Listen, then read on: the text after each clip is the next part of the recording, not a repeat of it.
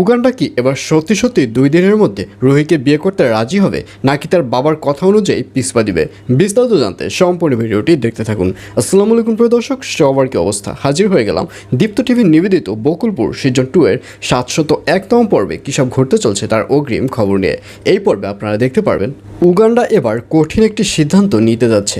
একদিকে হচ্ছে তার বাবা আর অন্যদিকে তার ভালোবাসা রুহি। যদি সে তার বাবার কথা অনুযায়ী চলতে যায় তাহলে সে রুহিকে হারাবে, অর্থাৎ তার ভালোবাসাকে হারাবে।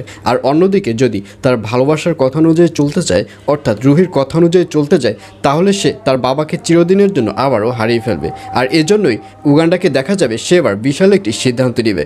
উগান্ডা এবার সিদ্ধান্ত নেবে, যাই হোক না কেন আমি রুহিকে হারাতে পারবো না, আমার রুহিকে বিয়ে করতেই হবে। তাতে যদি আমার বাবা আমার কাছ থেকে চলে যায় তাতে আমার কিছুই যায় আসে না। এইসব সিদ্ধান্ত নিয়ে এবার উগান্ডাকে দেখা যাবে সে এবার 2 দিনের মধ্যেই রুহিকে বিয়ে করতে রাজি হবে।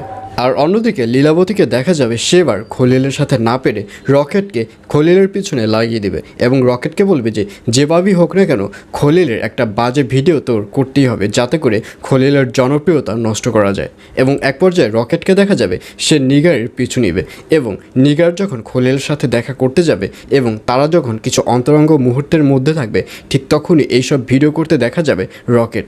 তবে এই ভিডিওগুলো যে করবে এগুলো কিছুই খলিল দেখতে পারবে না এবং এক পর্যায়ে রকেট এই ভিডিওগুলো করে এবার লীলাবতীর সামনে নিয়ে যাবে এবং লীলাবতী এই ভিডিও দেখে অনেক খুশি হবে এবং লীলাবতী বলবে তোকে অনেক ধন্যবাদ, আমি যেটা চেয়েছি সেটাই এবার সত্য হতে চলছে। আমি এই ভিডিও যখন সবারকে দেখিয়ে দেব, অর্থাৎ এই ভিডিওটি যখন আমি ভাইরাল করে দেব, তখন খলিলের জনপ্রিয়তা ধীরে ধীরে নষ্ট হতে থাকবে এবং এক পর্যায়ে খলিল একেবারেই শেষ হয়ে যাবে। আর ঠিক তখনই আমার জনপ্রিয়তা বাড়তে থাকবে।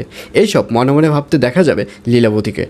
আর অন্যদিকে উগান্ডা এবং দিবার মধ্যে আবার নতুন করে ভুল বোঝাবুঝির সৃষ্টি হবে। উগান্ডা ভাববে যে এই দিবাই যাত্রাপালাকে এই বকুলপুর থেকে নষ্ট করতে চাচ্ছে, বকুলপুর থেকে বের করে দিতে চাচ্ছে।